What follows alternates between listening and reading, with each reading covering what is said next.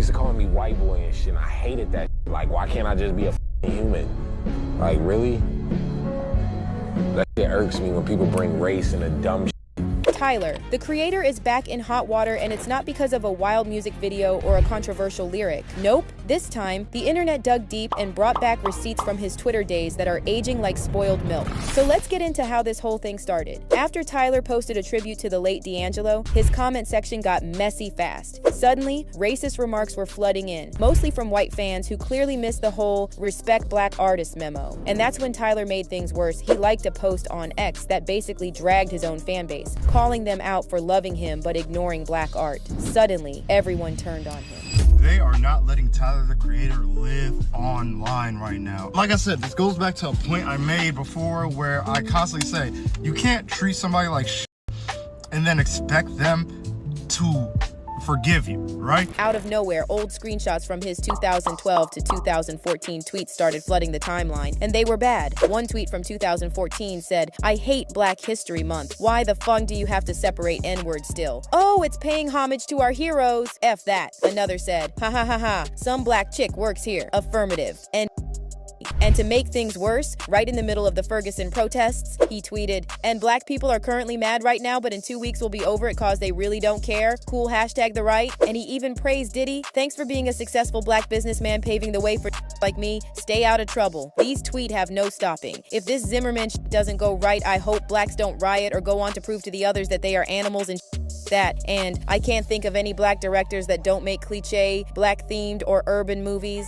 Still, Tyler hasn't said a word about it. No apology, no statement, just silence. What fans did notice, though, is that a bunch of those old tweets mysteriously vanished. But Tyler's defenders came out swinging. Some said, "Good luck canceling someone that doesn't care." Another wrote, "Heavy on old tweets. Y'all either bored or got nothing to report. Leave that man alone." But most of them know this is his entire brand. These aren't even shocking. It is well known what Tyler used to be like, and while fans debate whether Tyler deserves to be canceled, the real question isn't even about that. It's about accountability. Tyler's story has always been about transformation. From the kid who used to scream slurs on Tumblr to the Grammy-winning artist designing luxury sneakers and performing at Coachella. But right now, it feels like the internet's trying to remind him that growth doesn't erase the past. And the wildest part, this whole situation is probably far from over, because if we know anything about Tyler's fans, it's that they love digging. If they found these tweets, they're definitely going to find more. Y'all, Tyla is really out here saying black women are blocking her blessings and not supporting her the way they should, and you already know the internet had a lot to say about this.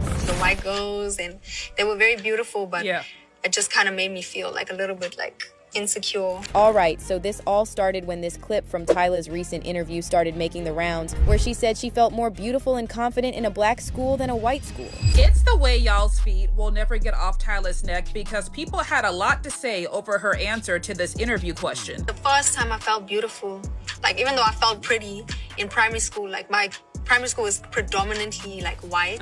All the guys just wanted the white girls, and they were very beautiful, but it just kind of made me feel like a little bit like insecure. Understandable. So things changed when she went to a predominantly black high school, though. She made friends that made her feel beautiful, specifically the black girls that wore their hair natural, because that gave Tyla the confidence to wear her hair curly as well. Now, clearly Tyla didn't say anything wrong or disrespectful about black women. However, some fans are once again spinning this into a colorism debate. They're out here claiming that Tyla's comments make it sound like she only felt admired or accepted because of lighter skin, or that she felt superior to her friends in the black school. Someone said, "I wonder why she is saying this. Is it because she felt more idolized around black kids due to the caste system and colorism, or because the white kids were racist and boys paid her no mind?" And another comment said, "All I heard was, I'm pretty, but the white people didn't acknowledge that or pay attention to me because I'm black. So I felt more secure at the black school because I thought I looked better than most of them." But it gets messier, y'all. Some sources close to Tyla are claiming she's fuming behind the scenes because her EP WWP flopped, and allegedly she blames black American women for not showing her enough love. And apparently, Tyla believes this all goes back to the colored debate and the way black Americans just don't understand how race is defined in South Africa. In South Africa,